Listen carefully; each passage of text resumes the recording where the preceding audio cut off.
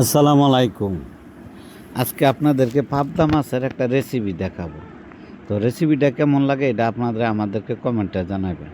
তো পাবদা মাছগুলোকে হলুদ মরিচ লবণ দিয়ে মাখায় নিল, পরে হালকা মাছটারে তেলের মধ্যে দিয়ে একটু ভাজা করতেছে।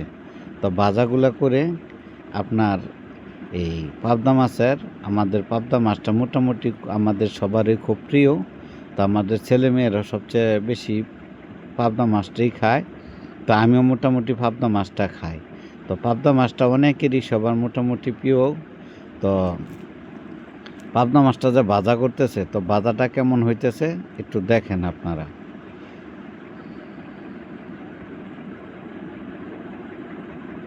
তো পাবদা মাছটা কিন্তু হালকা লাল লাল করে ভাজা হয়ে গেছে।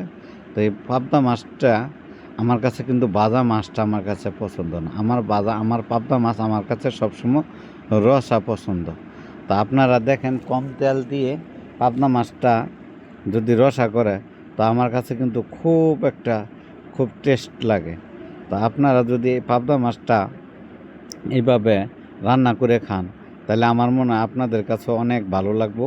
কম তেল দিয়ে এই পাবদা মাছটার রেসিপিটা আমরা করতেছি। তো আপনাদের কাছে কেমন লাগে এটা আপনারা জানাবেন।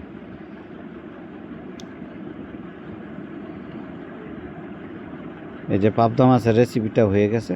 তো আমরা কিন্তু পাবদা মাছটা প্রায় সময় পাবদা মাছের রেসিপিটা এইভাবেই খাই, কিন্তু তেলটা কম দিতে হয়। আর উপরে একটু হালকা ধনেপাতা যদি ছিটায় দেয়, রেসিপিটা কিন্তু আসলে অনেক সুন্দর দেখা যায়।